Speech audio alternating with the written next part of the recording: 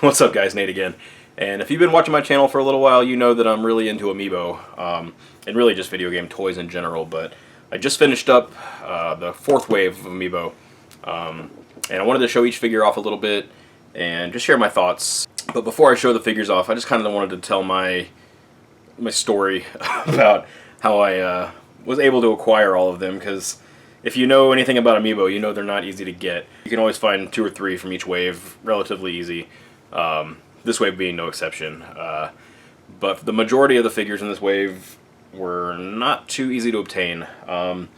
So first off, I went to GameStop. They were supposed to do a pre-order for the entire wave and the Splatoon figures. And so I got to GameStop about an hour and a half early, and I just kind of hung out in the store. I know the manager there, so we just kind of hung out and talked for a little bit. There was a few other people that got there just a little bit before me, but I didn't think it was a big deal because there was there's 3 people there. About 3 o'clock, I think, is when they were supposed to start the pre-orders, or 2 o'clock, I can't remember exactly. But about 4 more people started coming in about that time, and finally the pre-orders went live, and GameStop servers just crashed. So after about 2 hours, finally people started being able to get through the checkout process. The 2 people ahead of me got all their amiibos they wanted, no problem.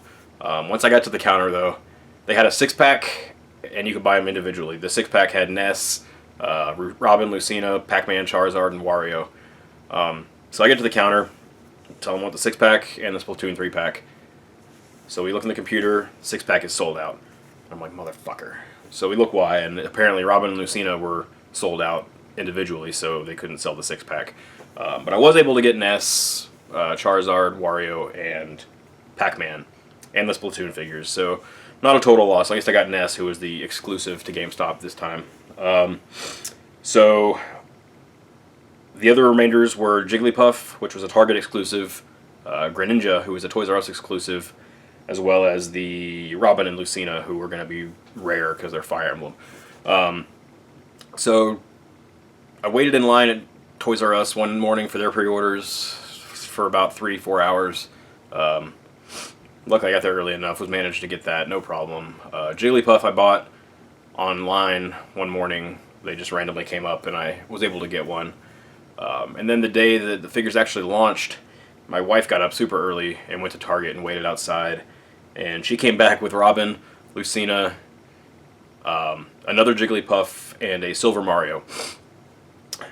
As well as Splatoon, the game, and a little Splatoon water gun that came with it for pre-ordering at Target. But luckily, I got all of them. I didn't have to go buy any from scalpers on eBay.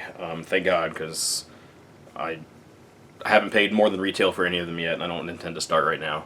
But it was a pain in the ass. If you want these figures, you have to get up early as fuck and camp out outside stores, and it's not fun, and I don't know why I'm still doing it, to be honest with you. I guess because I've already got, how many is this now, like 50 or something? I don't know. There's a lot, and I got them all, and I'm not stopping until I'm done. Anyways, I thought I would go ahead and share my thoughts on each figure. I'm also going to show off the Super Mario wave. They came out between wave 3 and 4, and I haven't shown those yet, so I figured I'd do that as well, because they're actually pretty nice. I wasn't going to get them originally, but got to catch them all right.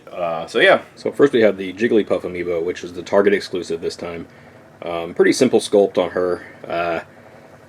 Much like the Kirby, I guess. It's mostly a ball with a couple little additions, but pretty solid little figure. I actually dig her quite a bit. And up next is Pac-Man. It's really weird to see Nintendo making a Pac-Man figure in 2015, because, I don't know, much like the Sonic, I guess, and Mega Man, it's just strange to see a Nintendo licensed Pac-Man figure. Again, he's not one of my favorites, but I really like him. He doesn't need any of the supports, which is a running theme with this wave. Most of them don't have any supports, which is way nicer. Yeah, Pac-Man's pretty cool. He's Pac-Man. Not much else to say, really. And up next is Charizard, and he's probably one of my favorites from this wave. I just love his pose, and he's just big and just hefty. He feels really nice. He's heavy, and he's got a support, but it's not really that bad. It's really well hidden unless you're looking at him from the back. But again, he's really awesome. I love his little translucent flame on his tail. Pretty awesome figure, one of my favorites. And up next we have Wario, and I've always liked the Wario in his like biker costume rather than his just regular yellow and purple. He's got this nice hurry up decal on the back of his jacket or vest, and just really awesome. I love lots of little details on him. His little butt chin. I always like Wario. He's one of my favorite Nintendo characters just because he's kind of a butthole, and I don't know, he's always just been kind of a fun character to me. And up next we have Greninja. This was the Toys R Us exclusive, which I waited in line for a few hours for. I'm not really a big fan of Greninja. I mean, I guess he's okay. I like his pose here a lot, way more than the Lucario one from last wave. Just really dynamic, and his supports are not too bad. I don't really know that they're necessary, but they're there nonetheless. You can get under his legs, but pretty good pose. Not much else to say though. He's Greninja. And up next is Robin. This was one of the harder ones to find. Luckily, my wife, like I said, got there early to Target and was able to get one of the 3 that they had in stock.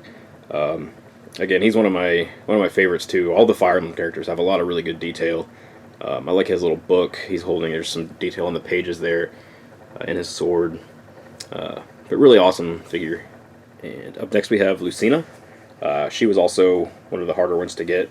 Her support stand is probably the most invasive of all of them, but it's not too bad. Luckily, you can only see it from the back a little bit. But again, she has really good detail. Her sword's not bent. Mine has a really good face, luckily. A lot of them have like kind of weird faces on these Fire Emblem characters. But not being able to choose which one I got, luckily I got pretty lucky on the faces on these. But really glad to have her. She's awesome. And finally from this wave was Ness. He was the GameStop exclusive, and the one amiibo that I thought somebody might get killed for. I'm not sure that this happened yet. I hope not. That would be terrible. But Earthbound fans are fanatical, and so this is the first piece of Earthbound merch that's been licensed for the United States. So you never know, man. People are crazy. But luckily I got one. He's pretty awesome. Up next I have the Splatoon amiibos. This is the squid. You could only get the squid with the 3-pack. I'm not really sure why they did that. I know in Europe you could only get the squid with the collector's edition of Splatoon, which we didn't even get here, but we got the 3-pack. And I really, really love this figure. He's got just really great motion coming up out of the ink. You can see it just kind of splashing up around him. The only problem with mine, he's got like a little seam on the back corner. I don't know if the camera is coming around right here. You can see it's just kind of separated a little bit. It's not a big deal, I guess, but kind of bummed me out a little bit. But otherwise, super nice figure. One of my favorite amiibos, actually. And up next we have the Inkling Girl. Really love these Splatoon amiibos. They're some of the best decorated amiibos. I love this like translucent tank on the back with the ink, the little puddle of ink under her feet, like the shiny hair to simulate like her squid-like head. Even the underside of her hair is kind of translucent plastic. It kind of looks like squid. I don't know how to describe it any better, but it's a little translucent. It's hard to see on the camera, but it's a really cool effect. And these are my favorite amiibos by far. And finally we have the Inkling Boy. Another one of my favorites. I like the girl model way more than the boy model. I don't really like how his tentacles are tied up in a little ponytail. Other than that, like they're almost identical. The girl amiibo, or the girl Inkling, is slightly more curvy, but not like in a sexualized way or anything like that. It's just pretty nondescript. Aside from the hair, you really couldn't tell them apart, to be honest. But another really good figure. The tank on his gun is a little translucent. You can kind of see, but super awesome, and some of my favorites, like I said. And up next we have the Super Mario amiibos. This is the Bowser. I really like this Bowser figure. He's like probably the heaviest of all the amiibo.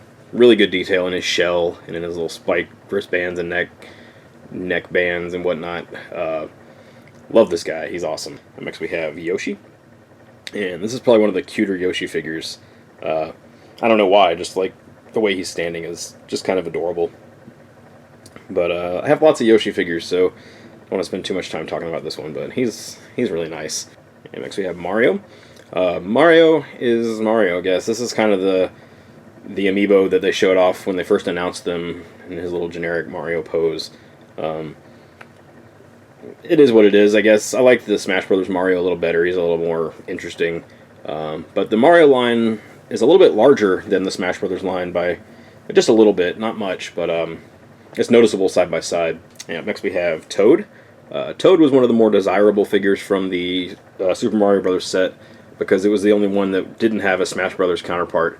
The only thing he does really uniquely is works for Captain Toad in Mario Party, of course, but his functionality in Captain Toad is pretty interesting. It unlocks little hidden things in every level that you can go back and find. So a pretty cool little thing. And up next is Luigi. I really like this Luigi, actually. He's a little more standard pose than his Smash Brothers counterpart. While I do love the Smash Brothers Luigi too, this one's a little more normal, and just a good representation of Luigi. And up next we have Princess Peach. Much better than the Smash Brothers Peach. I really don't like that Peach. Her pose is really weird. She's kind of just like bent over strangely. This one's way more traditional as far as Peach's model is concerned, and again, way better than the Smash Brothers one, and I'm a big fan of her, actually. And finally we have Silver Mario. This was not an exclusive to anywhere. This was came out the same time as the Wave 4 and the Splatoon amiibos. And I really wasn't planning on getting these variants, but I don't know, it's one of those things, once I started I wasn't going to stop, so I went ahead and picked up Silver Mario. And finally we have the Gold Mario, who is a Walmart exclusive. I'm leaving these packaged still because, like, I've already got this other Mario opened, and the functionality is pretty much the same. But I'm keeping the Gold Mario in the Mario Party Collector's Edition box just because I think it fits well in there. But much like the Silver Mario, it's just a Mario amiibo, painted gold. But yeah, not much else to say about him. Anyways, guys, that is all of the Wave 4 amiibo. I'd like to thank you guys for watching, and I will talk to you next time.